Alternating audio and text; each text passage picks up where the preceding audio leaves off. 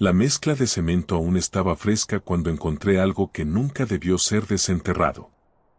Hay lugares donde la construcción remueve más que tierra y piedras, remueve secretos que llevaban décadas, siglos incluso, esperando en la oscuridad. Hoy les voy a contar dos historias que cambiaron para siempre la vida de quienes las vivieron. Dos relatos de albañiles que se enfrentaron a algo que no tiene explicación lógica. Primera historia. Todo comenzó en marzo de 2019, cuando conseguí trabajo en una obra de remodelación en el centro histórico de Puebla.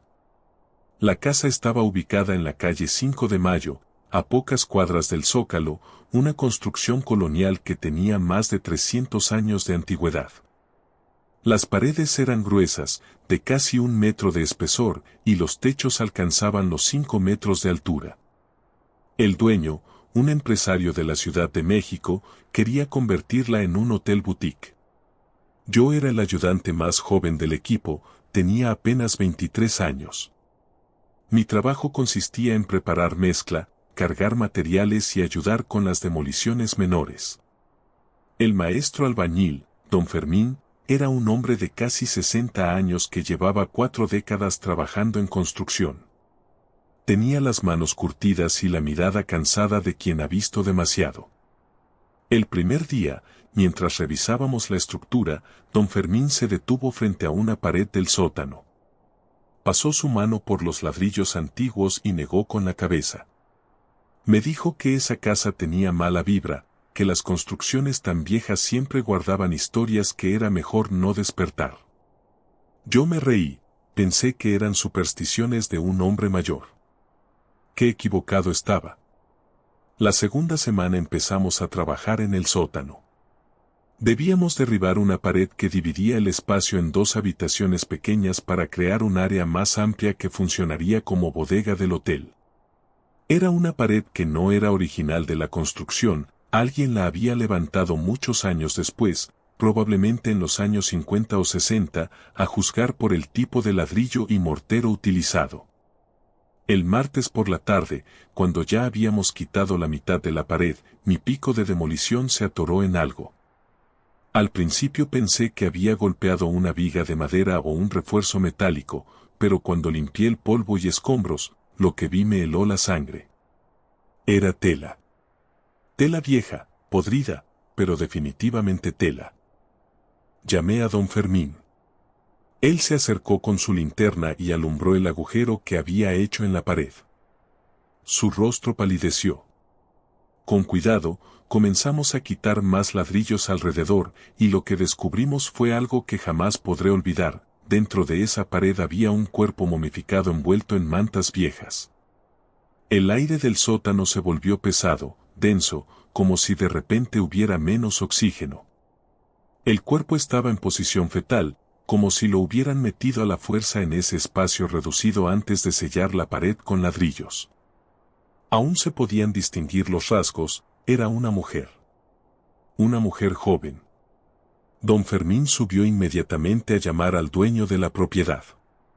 Yo me quedé ahí, paralizado, sin poder apartar la vista de esa figura que había permanecido oculta durante décadas. ¿Cuánto tiempo llevaba ahí? ¿Quién era? ¿Quién la había puesto ahí? Pero lo peor aún no había comenzado. Mientras esperábamos, algo extraño sucedió. Empecé a escuchar un sonido, como un rasguño. Venía de dentro de la pared, de la parte que aún no habíamos derribado. Un sonido rítmico, insistente, como si alguien estuviera arañando los ladrillos desde el otro lado. Me acerqué con la linterna. El sonido se detuvo abruptamente.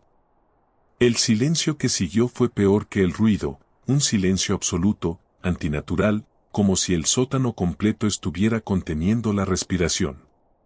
Coloqué mi mano sobre la pared fría y sentí una vibración, sutil pero inconfundible. Algo se movía ahí dentro. Retrocedí justo cuando don Fermín bajaba las escaleras junto con el dueño y otro de los maestros albañiles. Les conté lo que había escuchado, pero me miraron como si hubiera perdido la razón. El dueño llamó a la policía inmediatamente. Esa tarde llegaron los peritos y acordonaron toda el área. Nos dijeron que no podíamos continuar trabajando hasta que terminaran la investigación. Nos fuimos del lugar cerca de las 8 de la noche, cuando ya estaba completamente oscuro. Recuerdo que esa noche no pude dormir. Cada vez que cerraba los ojos veía ese cuerpo momificado, esa posición fetal que sugería un sufrimiento inimaginable. Pero más que eso, no podía quitarme de la cabeza ese sonido de rasguños. Al día siguiente, cuando llegamos a la obra, la noticia nos dejó helados. Durante la madrugada, alguien había entrado al sótano. Las cintas policiales estaban rotas y parte de la pared que quedaba en pie había sido derribada desde adentro.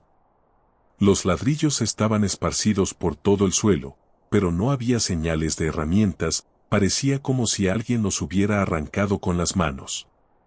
Los policías interrogaron a todos. El vigilante nocturno juró que nadie había entrado, que él había estado despierto toda la noche y no escuchó nada extraño. Las cámaras de seguridad de la calle no mostraban a nadie entrando o saliendo del edificio.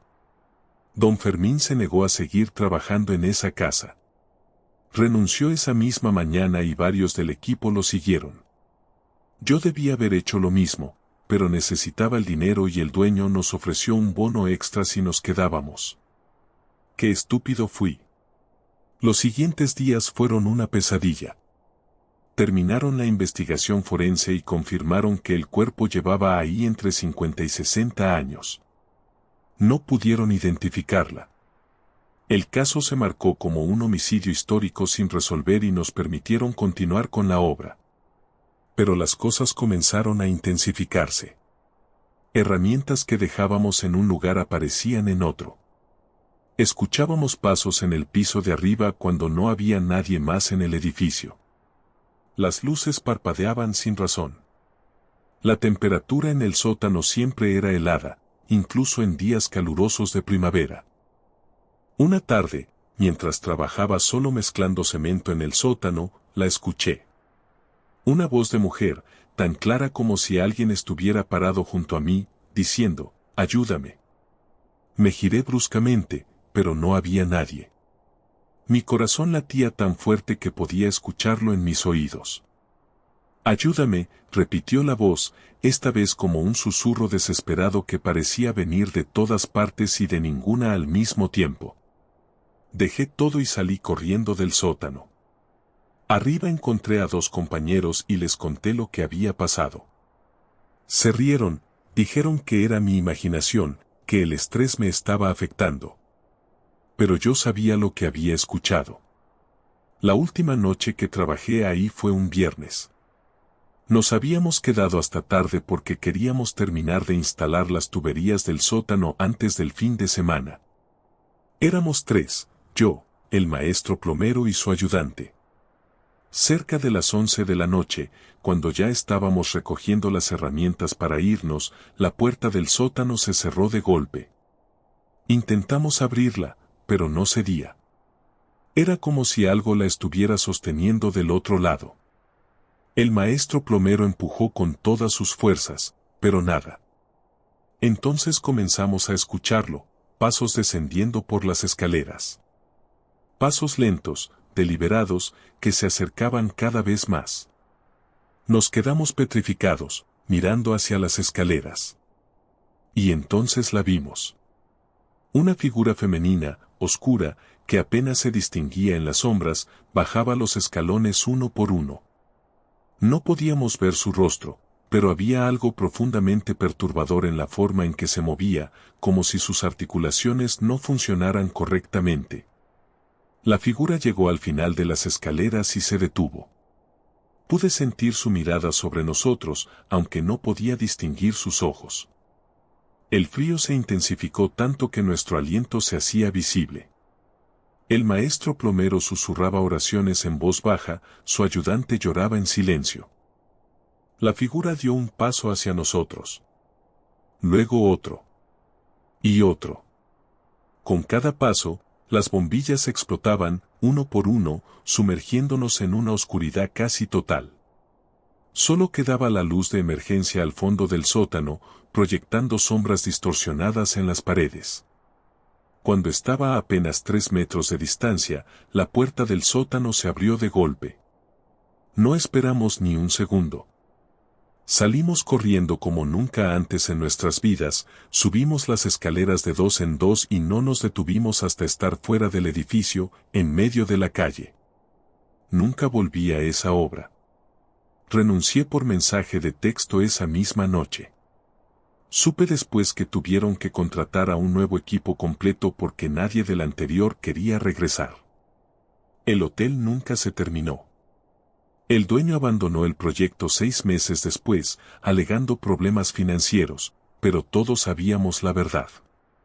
La casa sigue ahí, en la calle 5 de Mayo, con sus ventanas tapadas y su letrero de "se vende" que nadie quiere comprar. A veces, cuando paso por ahí, no puedo evitar mirar hacia las ventanas del sótano. Y juro que, en más de una ocasión, he visto una silueta oscura observando desde adentro. Segunda historia. Soy de Zacatecas pero me mudé a Monterrey, Nuevo León. Conseguí trabajo en una constructora grande que estaba desarrollando un fraccionamiento residencial en las afueras de la ciudad, en la zona de carretera nacional, cerca de las montañas. El terreno era enorme, más de 50 hectáreas donde antes había sido una hacienda abandonada. La empresa había comprado la propiedad completa, demolido la mayor parte de las construcciones viejas y planeaba levantar más de 200 casas. Yo formaba parte del equipo de excavación y cimentación, trabajábamos preparando los terrenos para los cimientos de las primeras viviendas.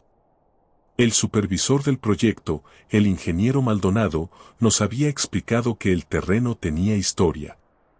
La hacienda databa de principios del siglo XIX y había funcionado como una propiedad agrícola hasta los años 70, cuando fue abandonada. Durante la Revolución Mexicana, supuestamente había servido como cuartel para diferentes facciones. Nadie sabía exactamente qué había pasado ahí, pero los rumores locales hablaban de ejecuciones, torturas y fosas comunes. Por supuesto, la constructora no mencionó nada de esto en los folletos de venta.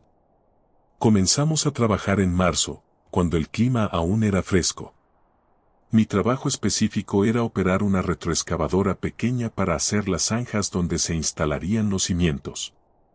Era un trabajo repetitivo pero bien pagado, así que agradecía tener algo rutinario y sin sobresaltos. Las primeras semanas fueron normales.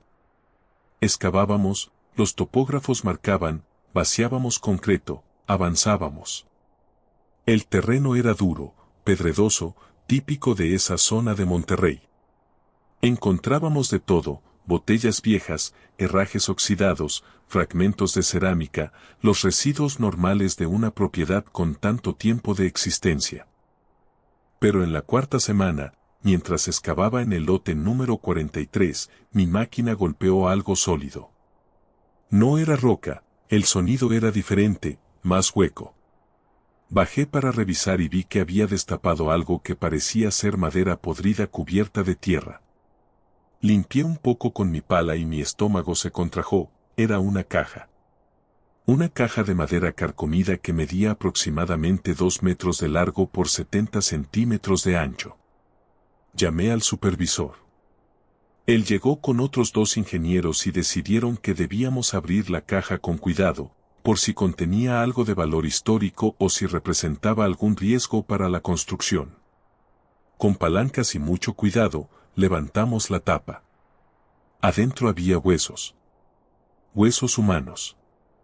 Restos de lo que claramente había sido una persona, envuelta en trozos de tela desintegrada. Pero había algo más, algo que hizo que todos retrocediéramos instintivamente: los huesos estaban grabados. Alguien había tallado símbolos en ellos, marcas extrañas que ninguno de nosotros reconoció. El ingeniero Maldonado llamó inmediatamente a las autoridades. Acordonaron el área y llegaron antropólogos forenses. Nos dijeron que eran restos de hace aproximadamente 150 años, posiblemente de la época de la Reforma o la Intervención Francesa.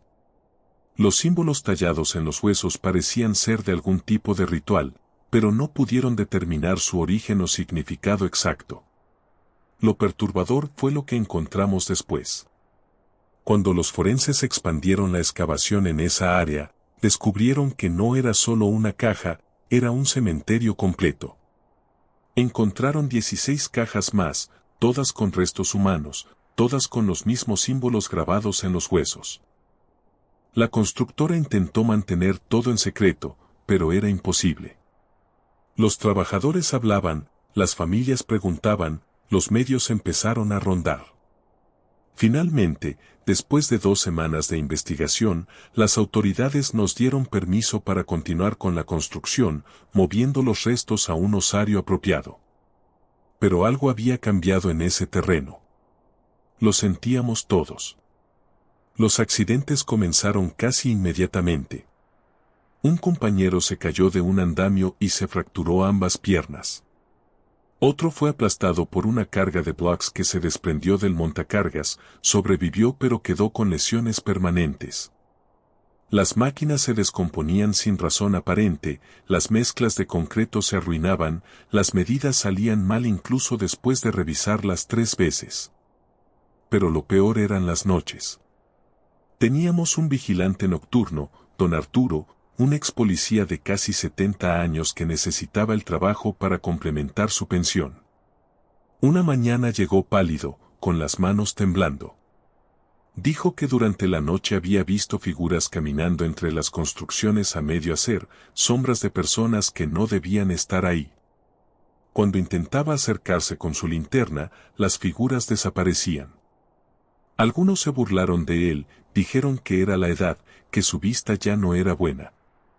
Pero yo le creí. Porque yo también había empezado a notar cosas extrañas. Cuando trabajaba tarde, después de las 6, cuando el sol ya se había ocultado detrás de las montañas y solo quedábamos unos pocos terminando labores pendientes, escuchaba voces. Conversaciones en voz baja que no podía entender, como si vinieran de muy lejos pero al mismo tiempo estuvieran justo a mi lado. Pisadas en el lodo fresco que no correspondían a ninguno de nosotros. Sombras que se movían en mi visión periférica. Una tarde de viernes, me quedé solo terminando de nivelar un terreno. Eran casi las 8 de la noche, ya estaba oscuro. Estaba a punto de apagar la retroexcavadora cuando vi algo que hizo que mi sangre se congelara. En el terreno que acababa de nivelar, en la tierra suave y húmeda, había huellas. Huellas de pies descalzos que aparecían de la nada, como si alguien invisible estuviera caminando frente a mí. Las huellas se dirigían hacia donde habíamos encontrado las cajas con los huesos. Seguí su rastro con la vista, con el corazón latiéndome en la garganta, y entonces las vi. Decenas de figuras oscuras, siluetas humanas apenas visibles en la penumbra, todas de pie alrededor de la excavación donde habían estado enterradas durante más de un siglo. Me quedé paralizado en el asiento de la máquina. Las figuras no se movían, solo estaban ahí, quietas, observando. Podía sentir el peso de sus miradas sobre mí, una presión invisible que hacía difícil respirar. El aire se llenó de ese olor característico de la tierra recién removida mezclado con algo más, algo raro. No sé cuánto tiempo permanecí ahí, tal vez fueron segundos, tal vez minutos. Lo siguiente que recuerdo es que estaba manejando mi camioneta a toda velocidad fuera del fraccionamiento, con las manos aferradas al volante y lágrimas corriendo por mi rostro. Renuncié al día siguiente. El ingeniero Maldonado intentó convencerme de quedarme, ofreció más dinero, mejores horarios, lo que quisiera. Le dije la verdad, le conté lo que había visto. Hubo un largo silencio del otro lado de la línea, y luego, en voz baja, me confesó que él también había visto cosas que no podía explicar. El proyecto continuó, por supuesto. Demasiado dinero invertido como para detenerlo. Construyeron las casas, las vendieron, las familias se mudaron. Pero en los siguientes meses, las noticias comenzaron a circular, familias que se mudaban a las pocas semanas, quejas de ruidos nocturnos, apariciones, malestar inexplicable. Varias de las casas cercanas a donde encontramos los cuerpos han sido revendidas 3 o 4 veces en menos de 2 años. Hay una en particular, la del lote 43, la primera donde encontré la caja, que lleva 8 meses vacía. Nadie quiere quedarse ahí más de una semana. Los agentes inmobiliarios ya ni siquiera intentan venderla, aunque oficialmente aún está en el mercado. Supe por un ex compañero que don Arturo, el vigilante, renunció un mes después que yo. Dijo que una noche, mientras hacía su ronda, todas las figuras que había visto dispersas por el fraccionamiento se reunieron alrededor de él, formando un círculo cerrado. Sintió que lo jalaban, que manos invisibles trataban de arrastrarlo hacia la tierra. Logró escapar, pero juró nunca volver. A veces, en las noches, cuando no puedo dormir, pienso en esas 17 cajas y en los símbolos grabados en los huesos. Pienso en qué tipo de ritual requiere marcar así los restos de los muertos. Pienso en que habrán despertado cuando removimos esa tierra, cuando perturbamos ese descanso de más de 100 años. Pienso en todas las familias que ahora viven ahí, sin saber lo que hay bajo sus cimientos. En los niños que juegan en patios construidos sobre antiguas tumbas. En las personas que duermen tranquilas, ignorantes de que comparten su espacio con algo que nunca debió ser molestado. Ya no trabajo en construcción. Cambié de profesión completamente, ahora doy mantenimiento a edificios ya terminados, nada de excavaciones, nada de demoliciones. Aprendí que hay cosas enterradas que deben permanecer así. Secretos que la tierra guarda por buenas razones. Y que cuando los hombres, en su ambición o necesidad, deciden ignorar las advertencias y remover lo que debe quedar oculto, las consecuencias son impredecibles y aterradoras. Cada vez que veo una construcción nueva, me pregunto qué habrá debajo. Qué historias, qué tragedias, qué presencias dormidas están siendo despertadas. Y ruego no volver a ser parte de eso jamás. Porque ahora sé que hay cosas peores que la muerte. Hay lugares donde los límites entre nuestro mundo y algo más oscuro se han vuelto delgados, permeables.